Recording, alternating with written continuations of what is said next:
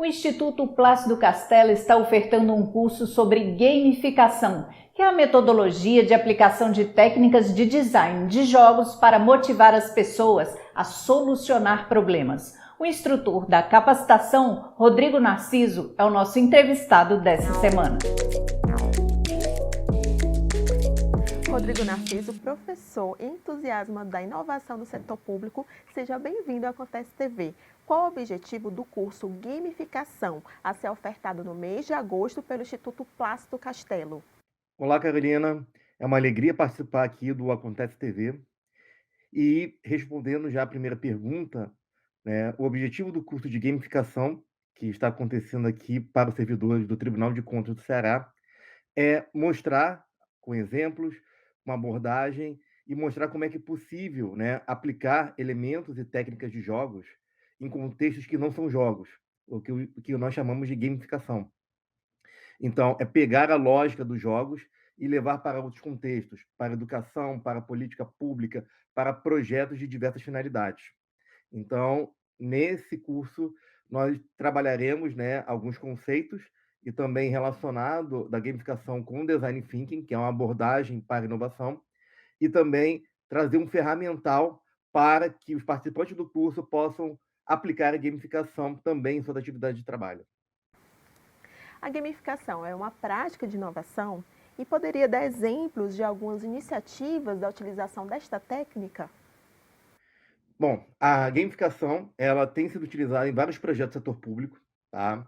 Então, para várias finalidades, uma delas, né, tem até registrado no livro do IPEA, né, o Inovação em Políticas Públicas, superando o mito da ideia, que é o jogo da regulação da Anvisa, aonde as pessoas participantes, elas interpretam papéis e vivenciam nesse jogo o processo da regulação. Mas temos outros casos também. Então, não só no Brasil, mas também em outros órgãos e outros governos. Então, nós temos casos, inclusive, premiados pela OCDE. Temos o caso do México, que utilizou a gamificação para o mapeamento no transporte urbano de ônibus. Nós temos o caso do Canadá, que foi até, novamente, foi um caso premiado, onde a gamificação é utilizada, né, para estimular a população a ter hábitos saudáveis.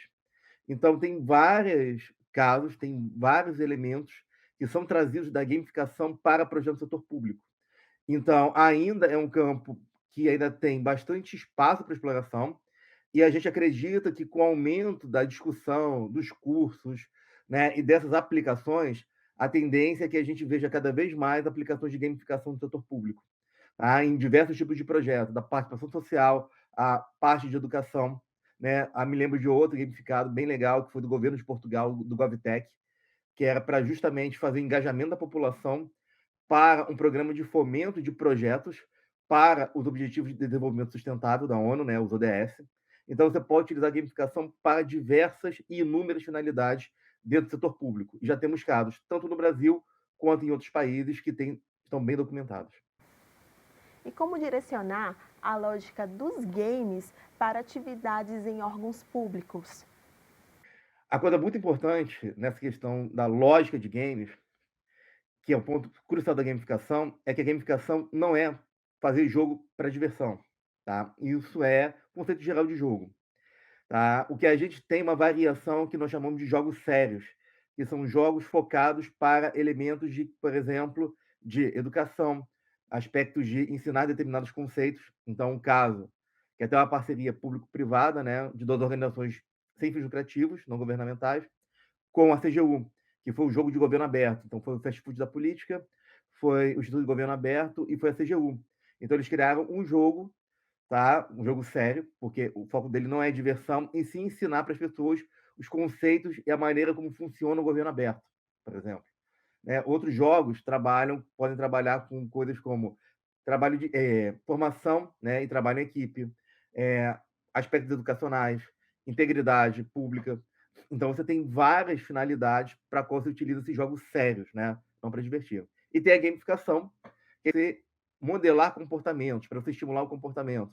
Então, por exemplo, um caso bem interessante, né, é o Pesquisa Tona, que é um método de pesquisa desenvolvido pela equipe do Laboratório de Inovação do Ministério Público do Estado do Rio de Janeiro, né, o Inova MPRJ, em que eles usam uma lógica de gamificação para o quê? Estimular os processos de pesquisa dentro dos projetos relacionados a design no laboratório.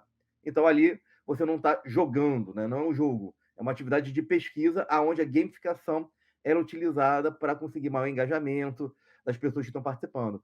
Então, como a gente vê como a gamificação ela é ampla, ela é focada na modelagem dos comportamentos, e por isso que ele tem várias aplicabilidades no setor público, né? Principalmente quando a gente está pensando em serviços públicos, em políticas públicas, em práticas de gestão pública.